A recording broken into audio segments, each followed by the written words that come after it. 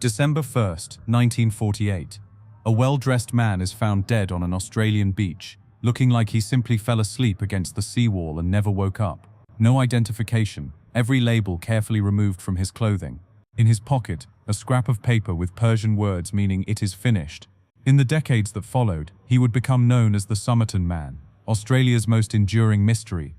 For 74 years, his identity remained unknown. Theories ranged from Russian spy to rejected lover to victim of an undetectable poison. Codebreakers tried to decipher mysterious writings found in a book connected to his death. The case became an obsession for generations of investigators. Then, in 2022, a university professor with a personal stake in the mystery used DNA from hair trapped in a death mask to finally give the Somerton Man his name back. This is the complete story of how modern science solved a case that...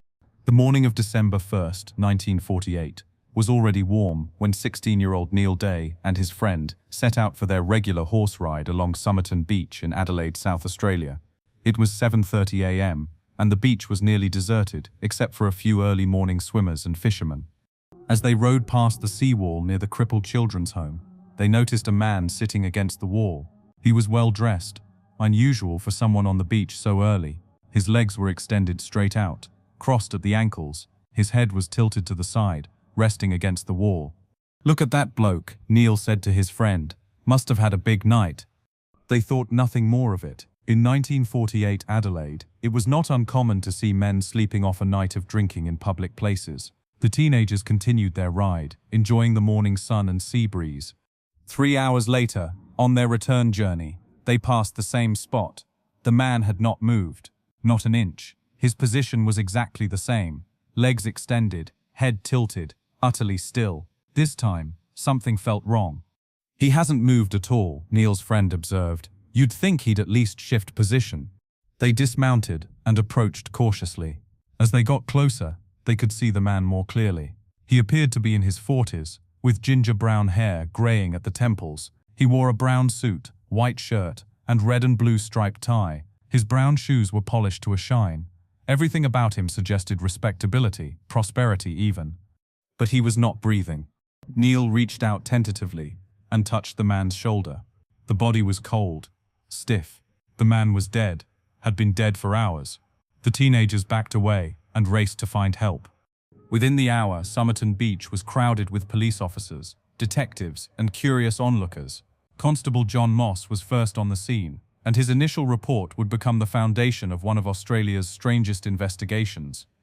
The dead man carried no wallet, no identification of any kind. His pockets contained only everyday items, bus and train tickets, a pack of Army Club cigarettes, though the pack contained 7 Kensington cigarettes, a different brand, a box of Bryant and May matches, 2 combs, 1 aluminum, 1 plastic, and a pack of juicy fruit chewing gum. The bus ticket was for a route from the city to St. Leonard's, time-stamped at 11:15 a.m. the previous day. The train ticket was unused, for a journey from Adelaide to Henley Beach. Detective Sergeant Lionel Lean took charge of the investigation. A methodical man with 20 years of experience, Lean was immediately struck by several oddities. First, every identifying label had been carefully removed from the man's clothing, not torn off hastily, but carefully cut away with scissors or a knife. Someone had gone to great lengths to ensure this man could not be identified by his clothing. Second, the man's physical condition was unusual. He appeared well-nourished, even prosperous. His hands were soft, uncalloused, not those of a laborer. His fingernails were clean and manicured, yet his calf muscles were extraordinarily developed, like those of a ballet dancer or someone who regularly walked on their toes. The body was transported to the Royal Adelaide Hospital for autopsy. Dr. John Burton Cleland, one of Australia's most respected pathologists, performed the examination. What he found only deepened the mystery. Dr. Cleland's autopsy report, filed on December 3, 1948, read like something from a detective novel. The man was about 45 years old, 5 feet 11 inches tall, with grey-blue eyes and ginger-colored hair. He was in excellent physical condition, except for being dead. The internal examination revealed several abnormalities. The man's spleen was enlarged to 3 times its normal size. There was congestion in his liver and brain. Blood was present in his stomach. His last meal had been a meat pasty, consumed 3 to 4 hours before death. But there were no signs of violence, no wounds, no bruising, no indication of a struggle. Toxicology tests were ordered, but the initial screening found no traces of common poisons. Whatever killed this man, it was not obvious. The death could not have been natural, Dr. Cleland concluded in his report. The condition of the organs suggests poisoning, but I cannot determine the agent. There are poisons that leave no trace, that break down quickly in the body. We may never know what killed him. Detective Lean was frustrated. A well-dressed man does not simply appear on a beach and die without someone noticing his absence. Yet no missing person reports matched the description. Hotels and boarding houses were canvassed. No one recognized him. His fingerprints were sent to every police department in Australia and to Scotland Yard in London. No matches were found. On January 14, 1949, 6 weeks after the body was discovered, investigators made a breakthrough. Staff at the Adelaide railway station discovered an unclaimed suitcase that had been checked into the cloakroom on November 30th, the day before the body was found. Detective Lean personally examined the suitcase's contents. Like the clothing on the body, most labels had been removed, but the items painted a picture of a traveller, someone passing through Adelaide rather than a resident. The suitcase contained a red checked dressing gown, a pair of red felt slippers, 4 pairs of underwear, pajamas, shaving equipment, a brown knitted pullover, a stenciling brush of the type used for marking cargo, electrician's screwdrivers, a table knife with the haft cut down, a pair of scissors with sharpened points, a small square of zinc thought to have been used as a protective sheath for the knife and scissors. Most intriguingly, there was orange waxed thread of a type not manufactured in Australia, the same unusual thread used to repair a pocket in the dead man's trousers. This detail confirmed the suitcase belonged to the Somerton Man. On 3 items, the tie, laundry bag, and singlet, investigators found variants of the name Keane or T. Keane, but extensive searches found no The case took its most mysterious turn in April 1949, when Detective Lean decided to conduct a more thorough examination of the body's clothing before burial. John Cleland, a pathologist assisting with the investigation, discovered a small pocket sewn into the waistband of the man's trousers. It was so well hidden that earlier examinations had missed it. Inside was a tightly rolled piece of paper, no bigger than a postage stamp. Printed on it were 2 words, tamam shud. Language experts were consulted. The words were Persian, meaning it is ended, or it is finished. Further investigation revealed these were the final words from the Rubaiyat of Omar Khayyam, a collection of Persian poetry that had become unexpectedly popular in Australia during and after World War II. The paper had been carefully torn from a book. The tear marks were clean, deliberate. This was not something ripped out in haste, but carefully removed and hidden. But from which copy of the Rubaiyat? There were dozens of editions in circulation. On July 23, 1949, the investigation exploded into the public consciousness. A Glenelg businessman who asked to remain anonymous came forward with an extraordinary story. On the morning of December 1st, the day the body was found, he had discovered a copy of the Rubaiyat in the back seat of his car. His car had been parked on Jetty Road in Glenelg, about 400 meters from Somerton Beach. He had left the windows down on the warm November night. Someone had thrown the book into his car. He had thought nothing of it until seeing newspaper reports about the Tamam Shud paper. When Detective Lean examined the book, he found the final page had been torn out, and microscopic analysis confirmed the paper in the dead man's pocket had come from this exact book. But that was not all. On the back cover, someone had written in pencil what appeared to be a code. WRGOABABD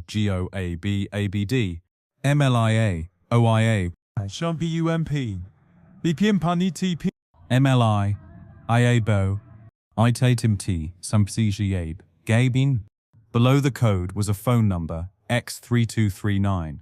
The phone number led investigators to a 27-year-old nurse named Jessica Thomson, known as Jo, who lived in Glenelg, walking distance from where the body was found. When Detective Lean showed her a plaster bust made from the dead man's face, her reaction was extreme.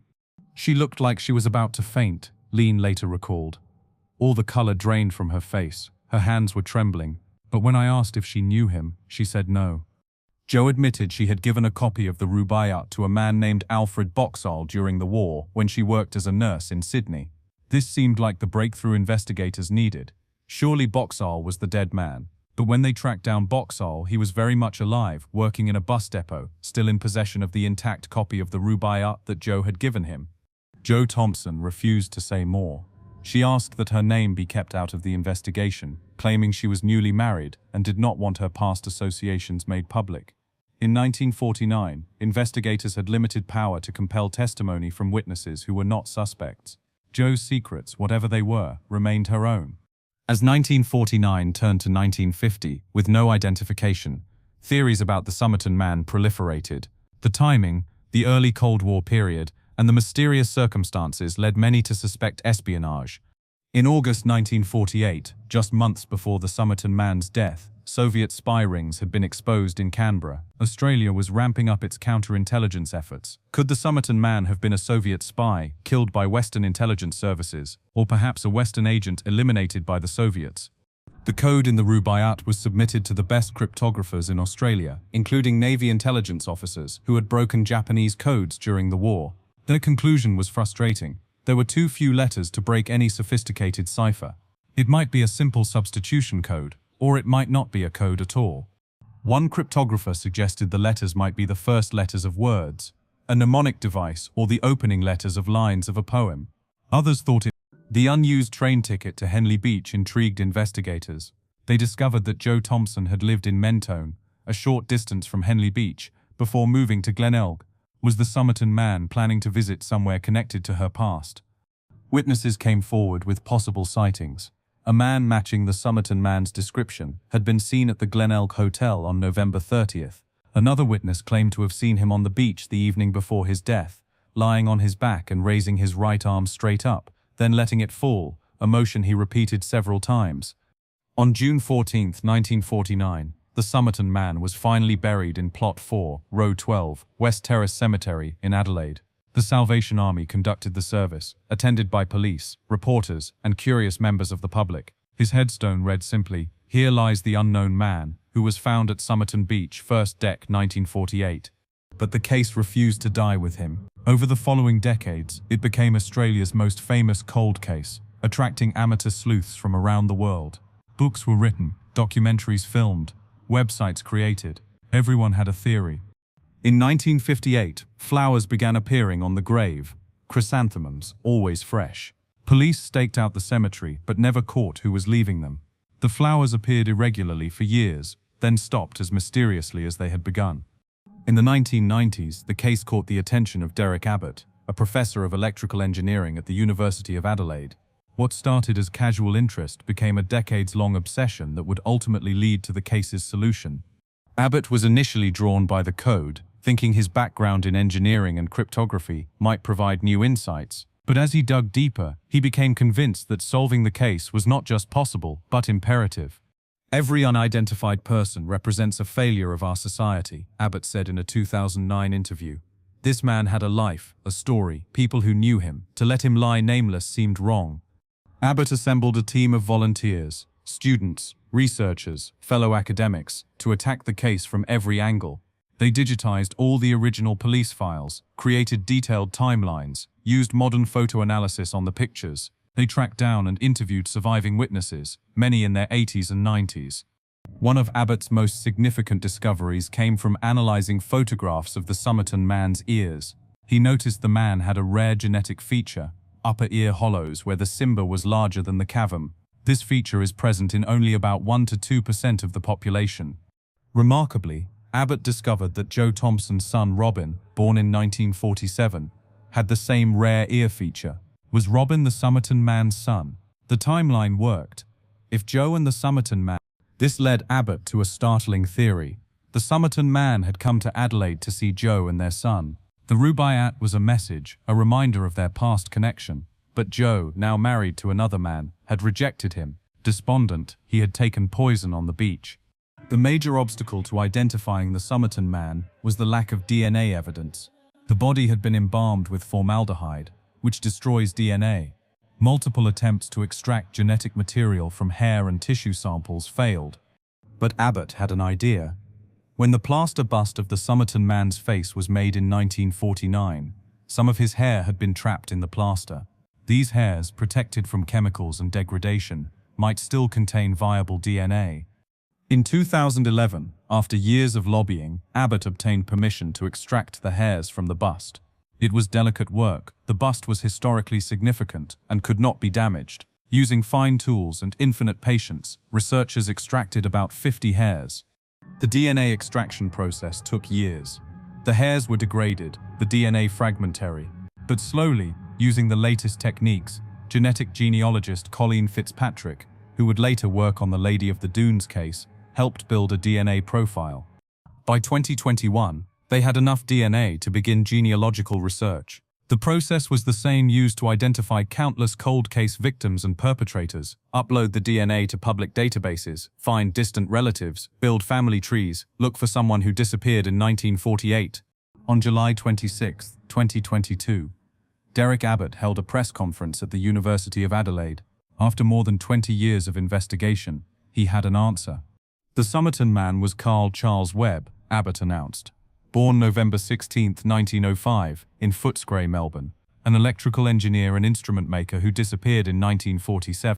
The identification fit perfectly. Webb's profession explained the electrical tools in the suitcase and his soft, uncalloused hands. He had the right age, the right appearance, the right background, but most importantly, the DNA matched. Webb had married Dorothy Robertson in Melbourne in the 1920s. They had no children. By April 1947, the marriage had collapsed.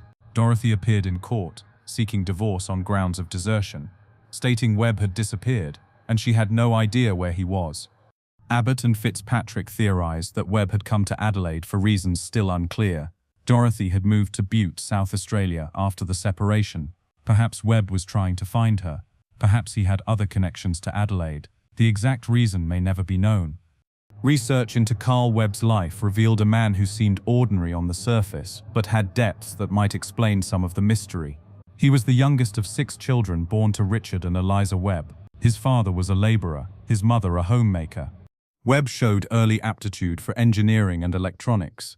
In an era when most working-class boys left school at 14, he continued his education, eventually qualifying as an electrical engineer. He found work at General Motors in Melbourne, specializing in precision instruments. Those who knew Webb described him as intelligent but solitary.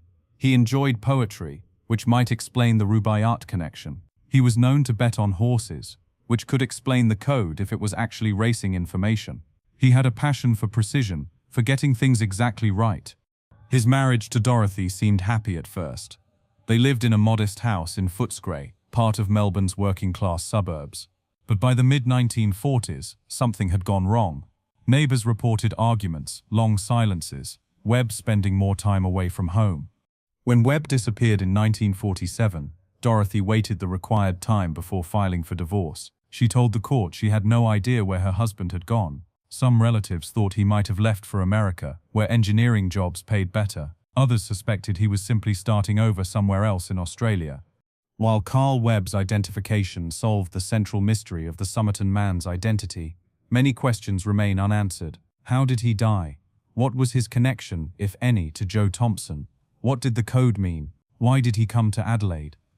The poison theory remains most likely. Several poisons, digitalis, strophanthin, can cause the symptoms found in autopsy, but break down quickly, leaving no trace.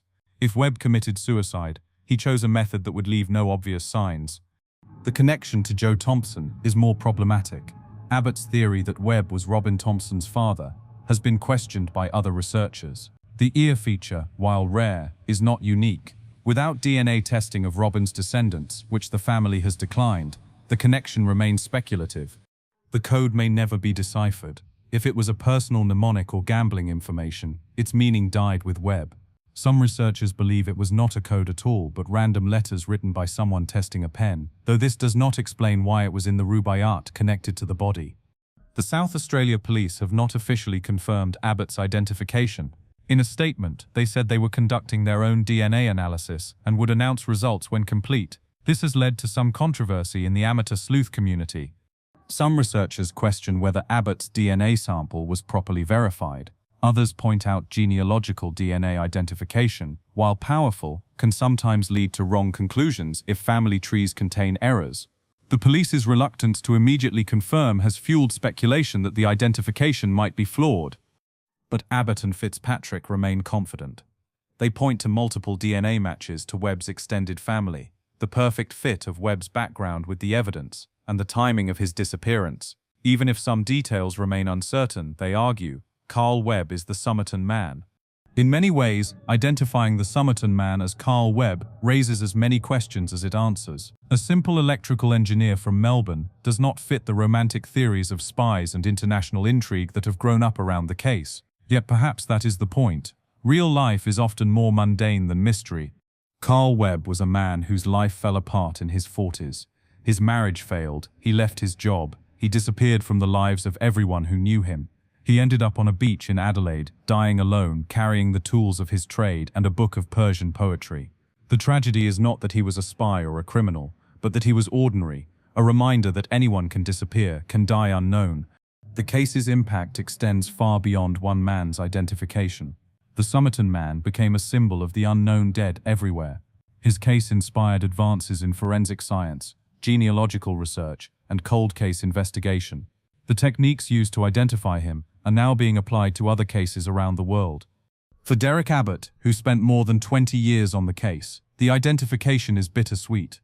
"I'm glad we could give him his name back," Abbott said, "but I'm sad it took so long. Carl Webb lay nameless for 74 years. That's a lifetime of being unknown." The Somerton Man case teaches us about the fragility of identity. In 1948, without computers or databases, a person could simply vanish. Carl Webb removed the labels from his clothes, carried no identification, and successfully erased himself from official recognition for 3/4 of a century.